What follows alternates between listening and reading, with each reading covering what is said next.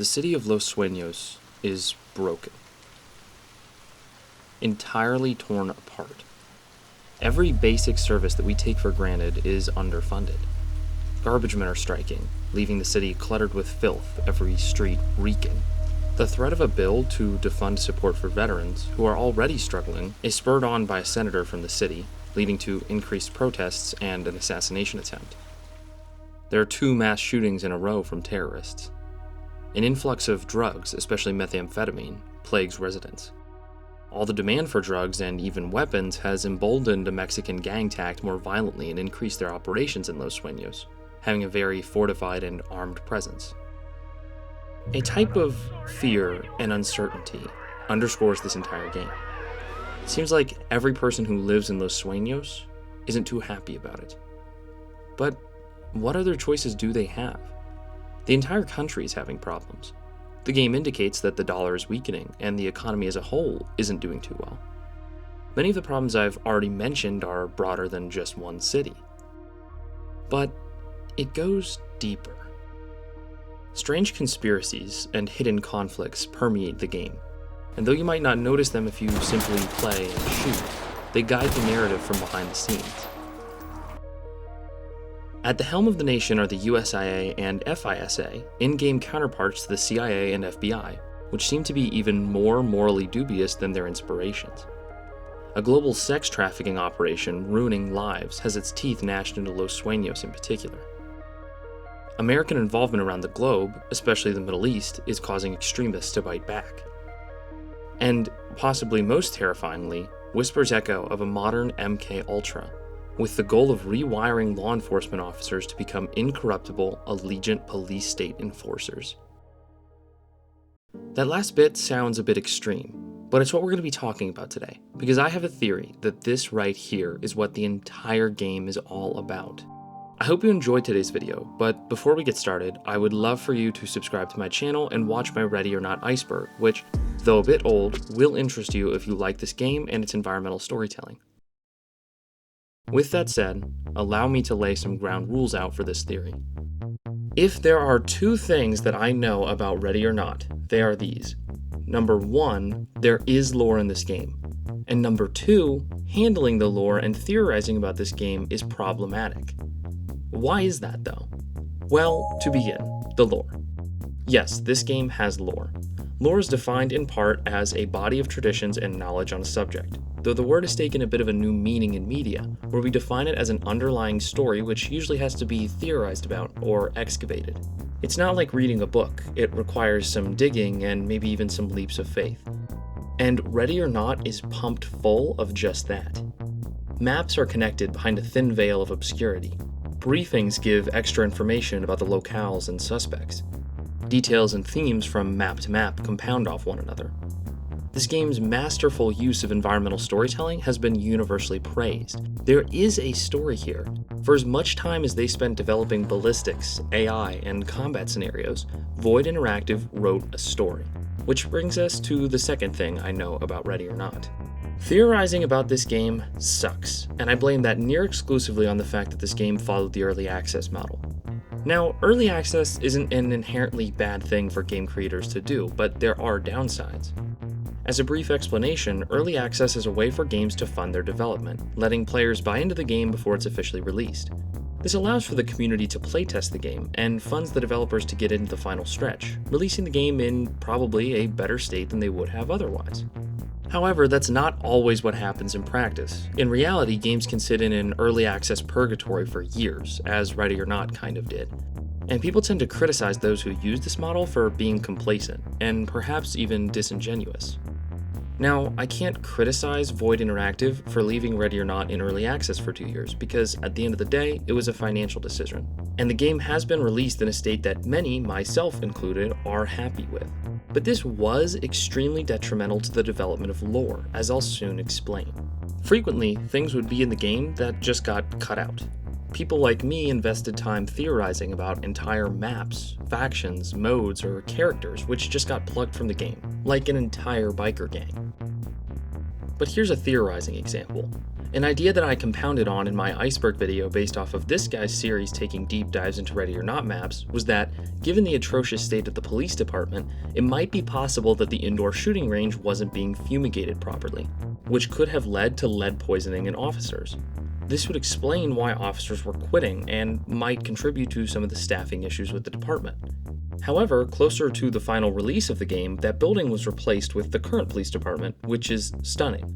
It's architecturally gorgeous, and though it still has a lot of the problems that Los Sueños as a whole does, it feels like the only place in the game that's actually somewhat functional and happy.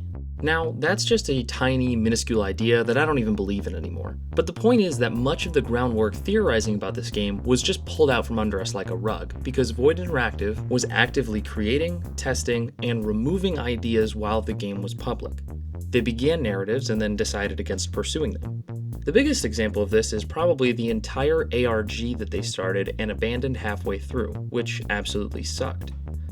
Side note, if you would love to see me cover the Ready or Not alternate reality game on this channel and talk about what might have happened if the story had continued, drop a comment below because I would love to come back to it if you guys want to see it. This long-winded yap session can be boiled down to one point. Theorizing about this game is difficult due to the amount of removed and missing content, and I will have to draw on sources that aren't fully implemented into the game. I'll do my best to stick to things that I genuinely believe are coming back at some point and still exist in the narrative, but there's no way to guarantee that.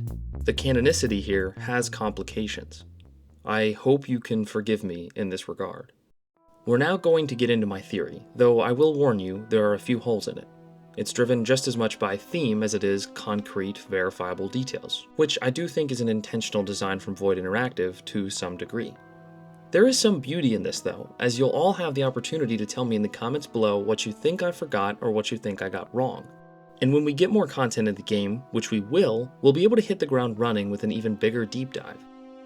So, without further ado, let me begin with the Judgement Theory.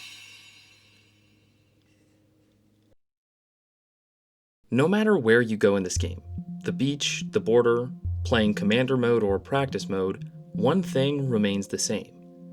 You. You play as Judge, aka David Beaumont, a harrowing Chad of a police officer, able to do it all. You face cartel members, hardened combat veterans, crackheads, and cult members with zero hesitation. The entire game, you issue commands, take shots, end lives, stop your own arterial bleeding in seconds, all without blinking an eye or batting a sweat. You're elite. Based off of the stress mechanics of Commander Mode, we learned that despite your teammates needing time off or vacations or even therapy to maintain efficiency, you require nothing. No crisis counseling after shootings, no relaxing, despite your men doing so. You're a machine, and this is an entirely intentional detail. Judge is the most important character in Ready or Not, being of course the player character, but he's also driving our secret story. To better understand him, we're going to quickly pivot to a few other people. We, the players, know how important Judge is, but someone else does too. That would be Gerard Scott, a character who only appears in the game during a brief mission, but holds the key to so much of this game's story. He's an ex-member of the USIA, the de facto CIA of this universe, and he's also a schizophrenic nutjob who killed a bunch of cops. Scott is one of the few characters in this game known to have been a USIA, CIA, agent. But there are some others, including Elaine Raskin and Zahir Asadullah, who lead the cult based out of the Chariassa family vineyard and the Yemeni terrorist group, The Hand, respectively. Good thing this is just a game and the CIA would never do such a thing.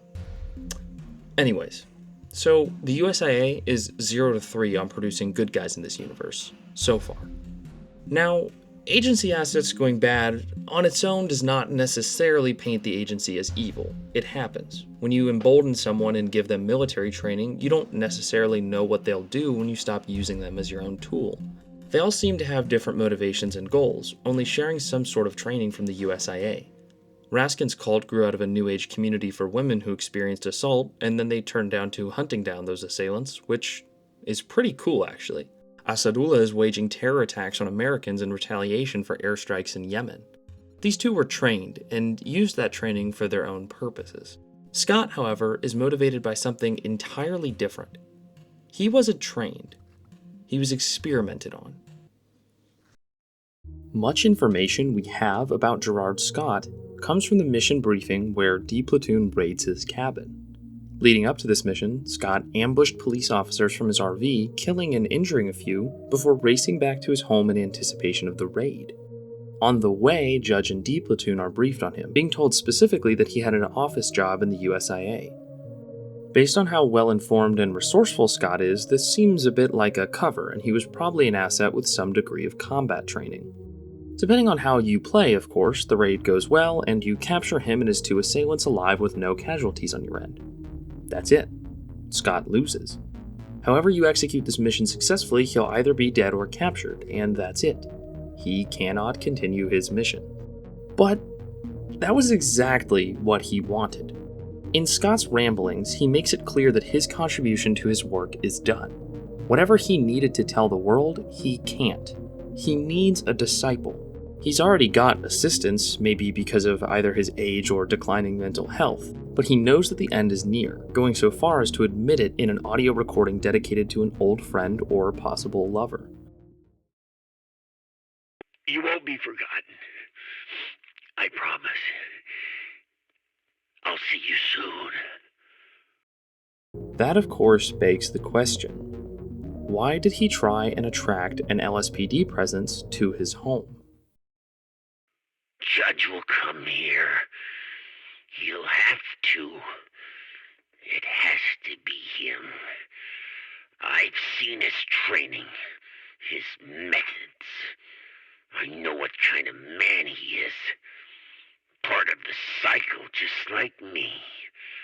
In a never-ending game. I'll show him when he gets here. Show him that he's the same puppet as me. Trapped in the same sick play. It's these recordings scattered around Scott's cabin where the story takes big steps forward, and we make something clear. Scott believes that he was an unwitting participant in some conspiracy, which took away his humanity and left him crazy. He knows it's happened to other people, and he's dedicated to stopping what he calls the cycle. Judge is part of the cycle, and Scott has been watching him. Whatever he learned about Judge, he thinks Judge can stop it, whatever that means. So he staged an attack on police officers that was dangerous enough to attract the LSPD's best fighting force, D Platoon, to his home, where Judge could take it all in. Listen to the tapes, read the information on the walls, walk through the cabin, which served as Scott's canvas for this conspiracy for years, with the hope that Judge would wake up to whatever's happening and start working against it. So why Judge? What is it about Judge that caught Scott's attention? What connects these two men? Well, Scott has been waiting on Judge for a long time. Scott was part of an experiment, or more accurately, a series of experiments conducted by the USIA, starting way back in the 60s or 70s, lining up with the real-world counterpart to this experiment, MKUltra. MKUltra was a program of experiments conducted by the CIA to leverage drugs to force confessions and weaken people psychologically, with it being theorized that the next logical step was to build them up to act as sleeper agents or other agency assets. But in the world of Ready or Not, it's a bit different.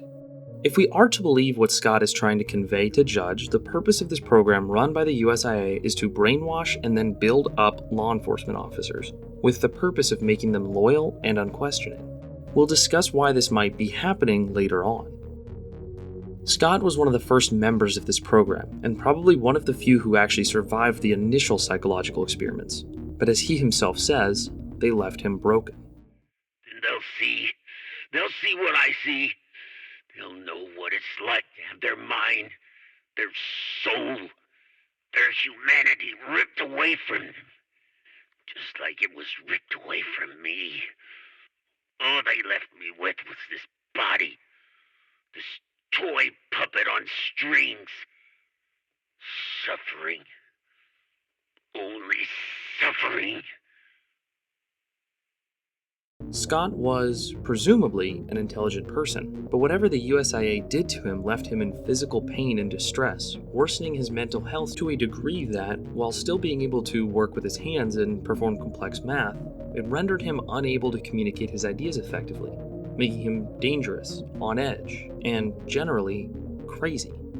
We know Scott is 77, and assuming he joined the USAA out of college, he was experimented on in the late 60s, probably being a member of the first generation of human experiments, or the first cohort, as we see mentioned in this letter taken as evidence from the cabin.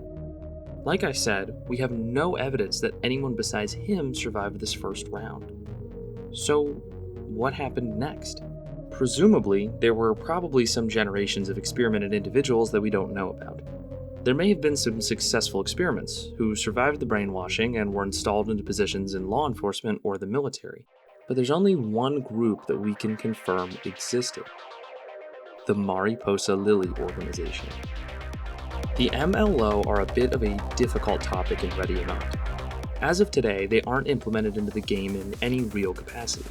But previously, they were a playable faction in the now removed multiplayer mode, and they were also antagonists in the cult map at an earlier pre-release stage of the level, which, though now removed content, thematically ties them to cultish behavior and activities. This is important.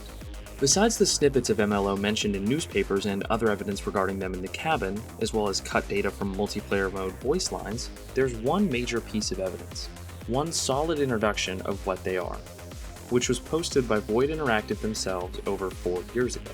I'm going to play it in full now.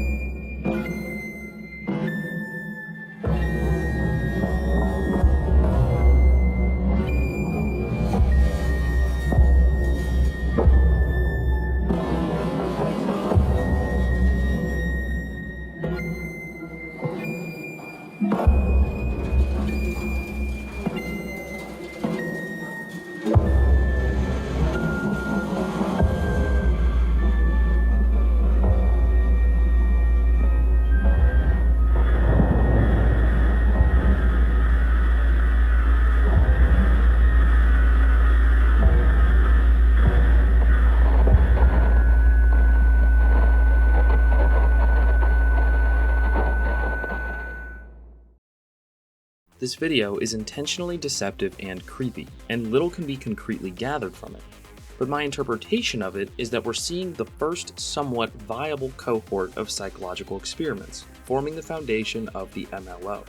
These soldiers are effective warriors, sure, if we assume that their use in multiplayer is evidence of their abilities. But they're strange.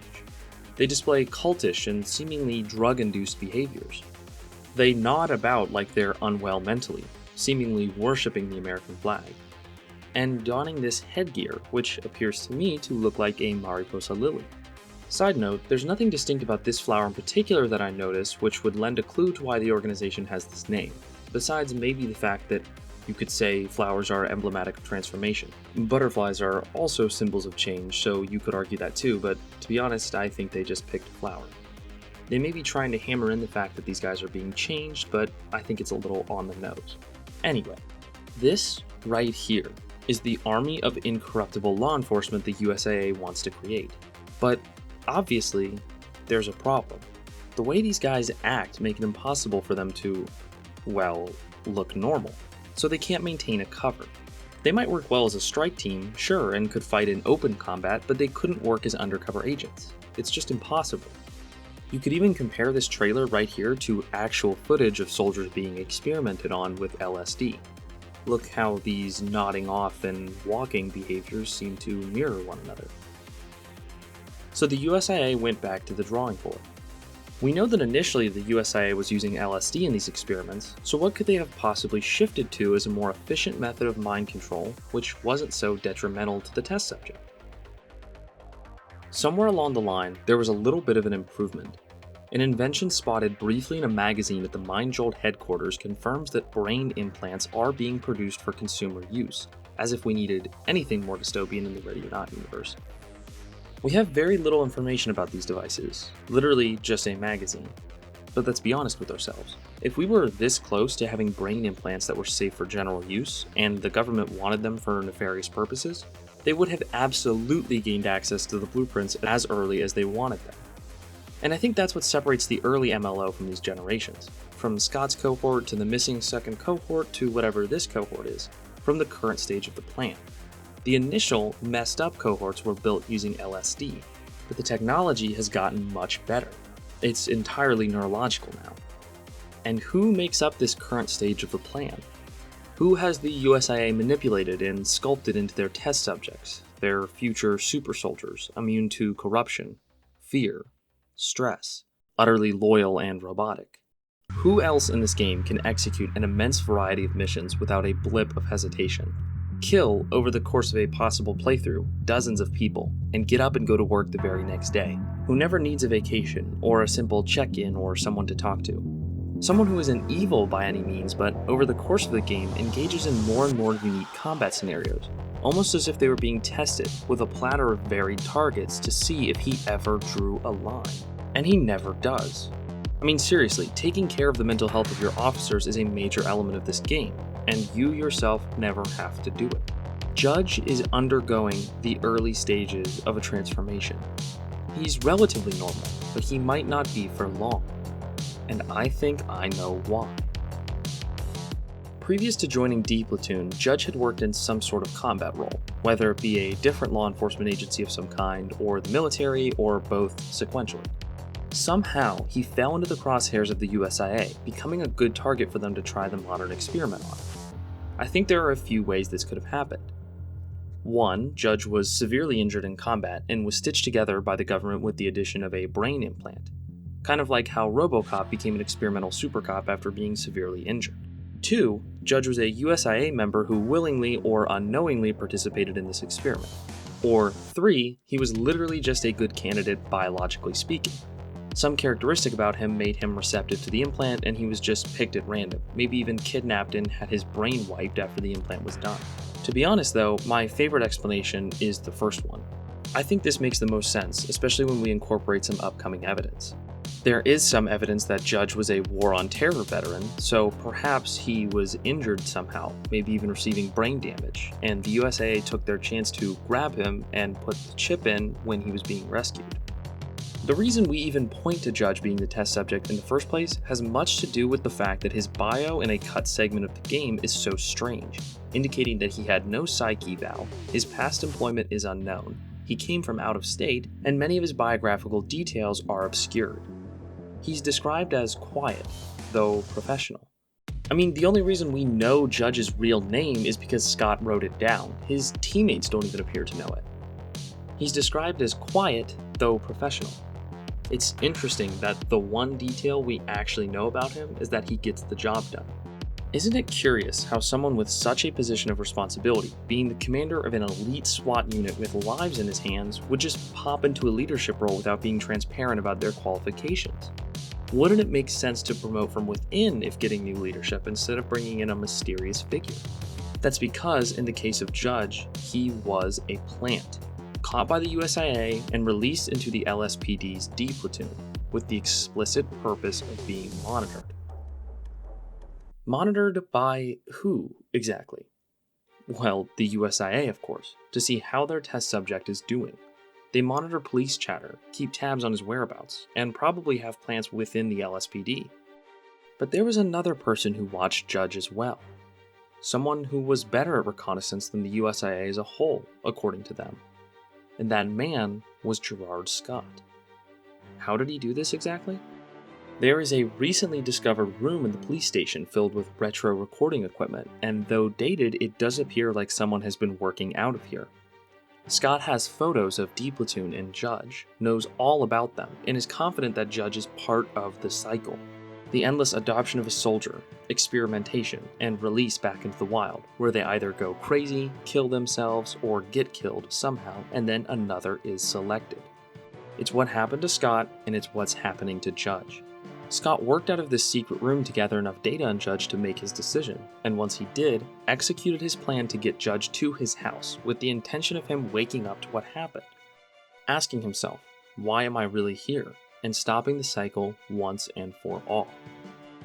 We've covered so much of the how, but we haven't addressed the why. What's the point of this entirely? MKUltra was spawned out of Cold War paranoia, and broadly speaking, tried to gather intelligence to give America a leg up during that era. But in the Ready or Not universe, it's a bit different. It's much more aggressive, and the social changes intended by the USIA are much more overt. According to Scott, the USIA is acting as a guiding hand for mass social change in the United States. It begins with a reduction in life quality so that they can push a new order over to the people who are eager for a way out of their sticky situation. When jobs are hard to come by, violence is rampant, and it literally stinks everywhere you go, people will be eager to vote in whatever agent of change the USIA puts forward. Scott himself indicates that the USIA is creating anger by pulling strings from behind the stage to create unemployment, harm veterans, cause homelessness, create garbage strikes, and even interfere with the banks to make it hard for people to withdraw cash. That's actually backed up by evidence from this game. DeBanco is a local company doing what these companies do in real life, delivering money to and from ATMs and banks, and picking up the cash from businesses. Now, let me read you an excerpt from the first mission, Thank You, Come Again, where you stop some teenage delinquents from robbing a gas station. We can identify all three suspects on scene, Andre Williams, Zion Pretlow, and Jaden Fletcher. All have their own run-ins with the law for drug-related offenses or violent crimes. Be advised, some or all may be under the influence of methamphetamine and extremely erratic, this potentially showing their true motives to feed a lethal addiction, even with the stick-up being high risk. We can assume their move was calculated, with DeBanco, a money transport company, stopping by before the robbery for regular pickup of cash stored on the premises. DeBanco's employees are known to be at risk during their shifts with many criminal acts committed against them, such as assault and attempted robberies. Riddle me this. How do drug-addicted minors have the patience or intelligence to plan a robbery knowing that there is a scheduled stop for an armed truck? They were tipped off by a USIA asset. Because if the USIA can encourage attacks on DeBanco workers, they can make it harder to make cash available in the city, which means people can't buy groceries, get gas, pay bills, leading to anger, unemployment, and homelessness. All of this makes the quality of life in Los Sueños worse, making the people more and more desperate and more ready for a new solution. And this, of course, is just one thing that we know for sure they've done. They've certainly done more. The USIA is also likely propping up Senator Fremont, who's creating a bill to reduce funding for veterans programs, which is in the USIA's interest because frequently veterans are predisposed to homelessness because of the unique issues they face. And again, just because they're intentionally trying to make the world a worse place so they can induce mass social change. Like seriously, what senator would proudly flaunt a bill that reduces money for veterans? American politicians might not mind sending soldiers to die for useless wars, but disrespecting veterans is a no-go, regardless of your party. That's just a very apolitical opinion held across the board in the US. So if the people aren't propping up Fremont, who is? This bill, and presumably other conditions unfavorable for veterans in the country, inspired the creation of the group The Left Behind, who attacked Fremont on 2 occasions. The USIA wants them to exist, so that people feel unsafe, and so they can give the people an enemy to direct their hate towards. But the Left Behind actually come close to foiling the USIA plans. If the Left Behind had actually assassinated Senator Fremont in the game, it would have dealt a blow to the USIA, who I believe are in league with him. Further evidence for this can be seen in the fact that Gerard Scott is likely feeding the Left Behind information. He knew about Brissa Cove, the apartments that the Left Behind took over to snipe the senator, a month before the event happened. He was most likely the source giving them info to make that assassination happen, as we can see from the evidence locker that there's a detailed layout of the setup. This may have been a bit of a tangent, but it shows 2 things. The USIA are trying to make the country worse, and Scott is trying to stop them, using the Left Behind as a tool to get rid of a USIA asset. Though I won't get too far into this, because there's little evidence, we could even suggest that the USIA is at least complacent with, or at the most, helping the terror attacks conducted by the Yemeni terrorists on American soil, given that their leader was at one point likely a USIA agent. This is not the first time something like this has been suggested. The USIA is trying to change the world, and when they do, in a matter of months, maybe years, maybe decades, we'll need a new force to protect their government. One who doesn't think, one who doesn't rebel, one who doesn't realize all this wrongdoing, one made up of loyal soldiers just like Judge. That is why the experiments existed, That is why the MLO exists, why Scott is crazy, why Judge is so robotic. The USIA is organizing an effort to create this army, and with the imprisonment of Scott and the failures of the Left Behind, it seems unlikely anything can be done to stop it, unless someone is strong enough to foil their plans. The USIA is undoubtedly helping create the violent scenarios in Los Sueños that you respond to. They're setting up tests. They're seeing just how scary of a room you're willing to walk into, just how many people you're willing to face with only your 4-man team, whether or not you're willing to point your barrel at a family, at ill and addicted people, at veterans. They're making you make decisions constantly, seeing if you'll ever draw a line, if at any point you'll wake up and do what's right, or at least think, up until the ultimate decision.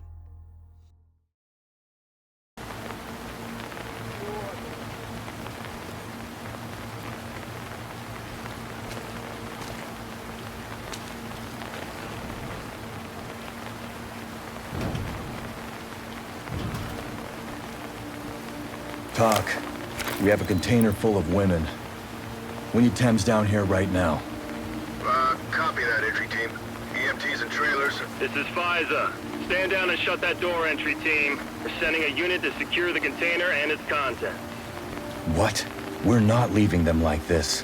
Close the doors! Unless you want to interfere with a federal investigation, I suggest you shut the door and lock it behind you.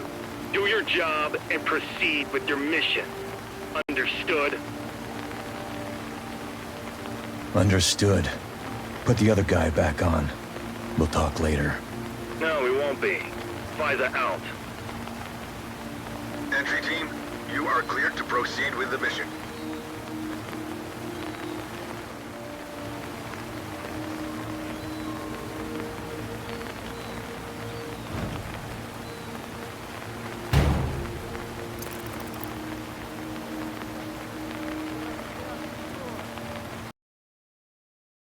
The ending of the game is extremely significant. It's one of the most harrowing parts of the entire game, difficult to watch, surpassed in thematic weight, in my opinion, only by the ending of the Valley of the Dolls map, and the related themes of child exploitation. Throughout the entire game, you've picked up on echoes of a global sex trafficking ring, but it's felt out of reach. Evidence from Vol's house suggests that many clients are based out of Romania, and evidence of women being trafficked at the car dealership exists, but you don't see the victims. It feels a bit like the problem, though apparent, rests arm's length away. That all changes when you play through the final mission, taking place at Port Hoken. During the playthrough, you stumble upon what is clearly a hub for human trafficking, finding an auction house where kidnapped women are displayed and sold to these anonymous buyers cowering behind their computer screens.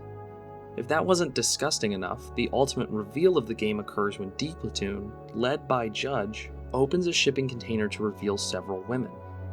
They appear nude, emaciated, beaten, wet, cold, and tired.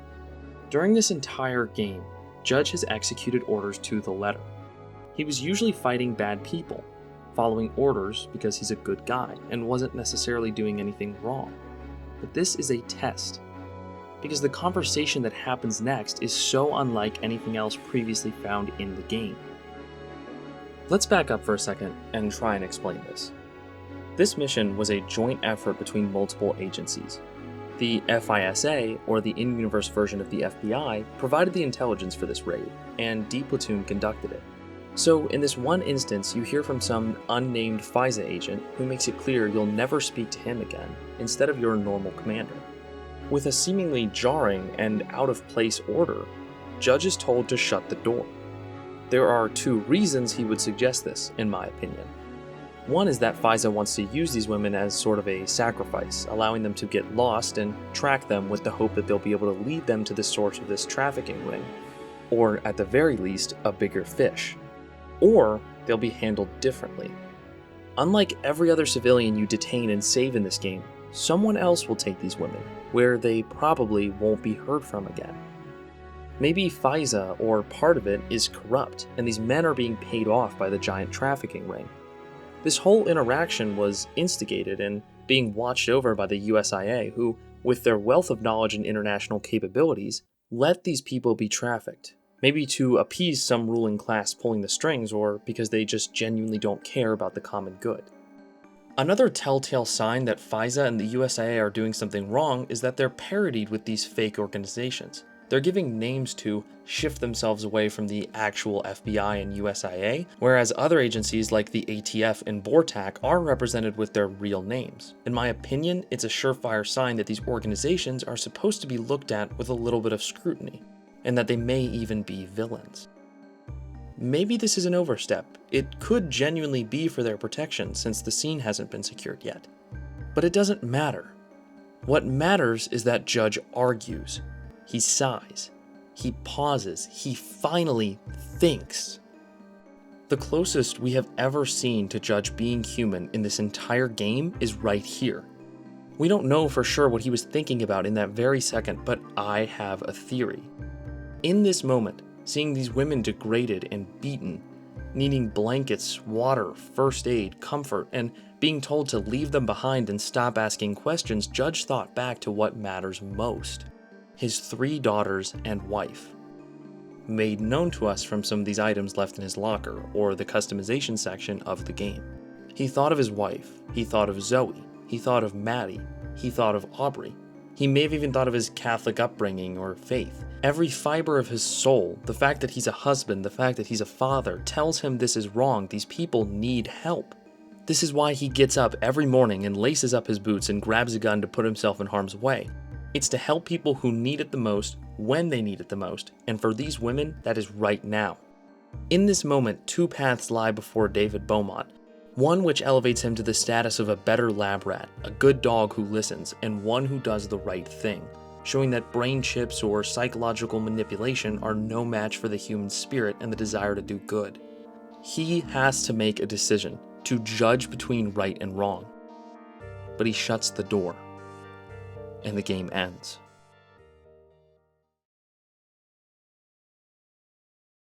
Los Sueños is broken, and those who try their hardest to protect it are broken too. With every officer laid off or leaving, something sinister takes their place, and we see it right here with Judge. Whatever he may be, and whether or not he decides to make better decisions in the future, he's already laid out something terrible. If he quits now, someone will take his place. And if the USIA has their way, these men will patrol every street corner to enforce the will of a still unknown authority, leading to the creation of a dystopian police state. But to be honest, I do think there's room for change. The game is still being worked on. In fact, a new trailer for DLC actually dropped right as I was making this script, and it'll come out by the time I edit this video.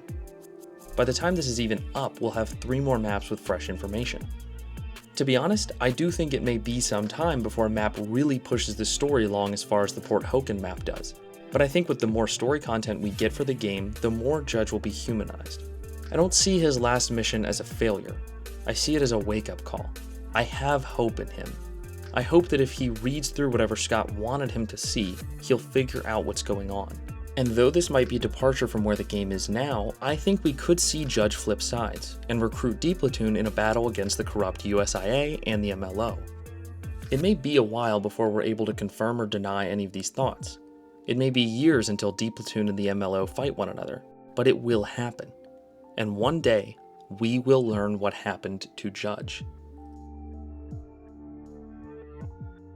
But until then, I hope you comment your thoughts below, adding to this theory and pointing out whatever you disagree with, so before that day, we can get a little bit closer to the truth. Thank you so much for sticking along with me during this video. I truly hope you enjoyed it, and I hoped I earned a sub from you, as I'm trying as hard as possible to reach 100,000 subscribers. As always, I invite you to join my Discord server to participate in theorizing and help me make new videos. And if you really want to help the channel out, consider subbing to my Patreon. Thank you so much for your time, and good night. Bonus SeedButter announcement. I wanted to add a little informal addendum to this video, which you can totally ignore, but since it'll be at least a little while before I get the pleasure of covering Ready or Not once again, I want to lodge a few predictions about the DLC. I'm going off the honor system here. This was written July 22nd, 2024, a day before the DLC came out. Yes, just a day before. I won't take long, but I do want to point out a few things I noticed in the trailer. This is the information we have from Void in the trailer's description on YouTube, and I'll just highlight some details. Basically, a hurricane hit the city, so of course things are even worse than they already are. This happens around February 2026, by the way. Because of the damage, there's an influx of homelessness and homeless camps, and looters are breaking into houses. The description indicates these looters are organized and, well, the good old-fashioned USIA is probably behind that. Here are the descriptions of the new maps. So, Greenside is a homeless camp. We'll probably see lots of references to drug use, maybe connecting them to the other maps with meth in them. 213 Park has references to gangs, so they'll probably connect to those which we saw in the post office previously. Finally, it's indicated that Redwood has limited storm damage, so it's probably the gorgeous house that we see, so the rich neighborhoods. And with rich people in the game, I'd bet there will be a connection to the sex trafficking operation. There might be a secret room in here or something, I'm not sure yet. This is another random prediction I came up with while trying to read the text in this shot right here, so this took me a minute to figure out, but I believe this paint reads something along the lines of Aquí desollan a los cochinos, which translates to here they skin the pigs. It took me forever to figure out this word was cochino, meaning pig, and then I realized there's literally a pig head right there. When D Platoon enters the room, we hear King go, hell no, and I'm just gonna lodge this prediction right now. There is absolutely gonna be a dead cop here, and he's probably skinned. Like, that has to be it. Going off of the Spanish, it'll probably be that Mexican gang as well. Not 100% sure, but that is my prediction. There's going to be a few new weapons and outfits as you can see, and even a melee option, so if you're watching this and haven't played the update yet, you should probably go check it out. I bet there are some fun changes. Anyway, those are my tiny predictions. Again, let me know if you want to hear more from this game because I'd love to cover the ARG, and I actually am developing one more theory I've got, so remember to sub if you'd like to see it. Have a good night, for real this time, and I'll see you all so soon.